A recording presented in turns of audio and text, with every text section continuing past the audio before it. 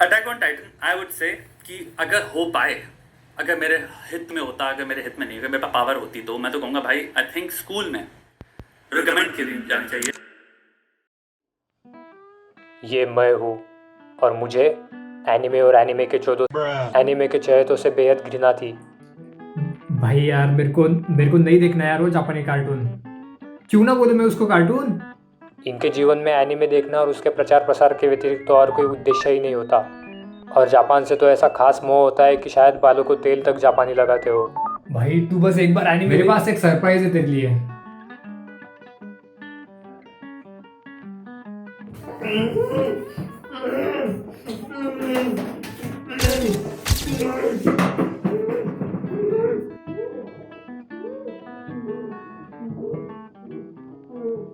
परम सुख की प्राप्ति।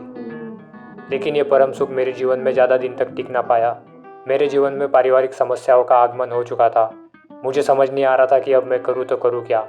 एक दिन मैं ऐसे ही विचारमग्न होकर अपने घर की छत पर बैठा था और तभी क्या हो गया भाई? बड़ा परेशान लग रहा है।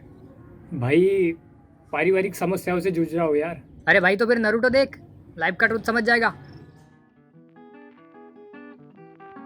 व्यक्ति अच्छा था पर जीवन जीने योग्य न था।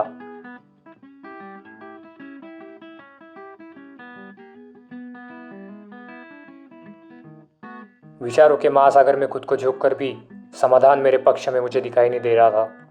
तो मैंने सोचा कि क्यों ना मैं किसी समझदार व्यक्ति की सहायता लूँ, और मैंने वैसा ही किया। मैंने अपनी समस्या लिखित रूप में उसे भेज दी और वो दिन आ गया, वो क्षण आ गया जब मुझे मेरी समस्या का निवारण मिलने वाला था। मैं काफ़ी उत्तेजित और उत्साहित था। मुझे खुशी हो रही थी कि कोई मेरी समस्या सुन रहा था। लेकिन यहाँ पे लगेगा मैं कॉमेडी कर रहा हूँ। एक एनिमे है अटैक ऑन टाइटन, वो देखो।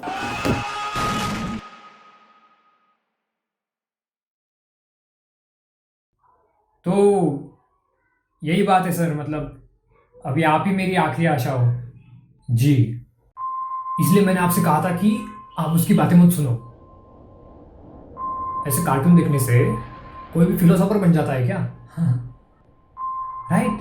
हाँ, अभी आपकी प्रॉब्लम मैं सॉल्व करूंगा। तो आपके जो पारिवारिक समस्या है, जैसे कि आपने मुझे बताया, तो परिवार और समस्या, अभी से थोड़ा पकड़ने की कोशिश करना।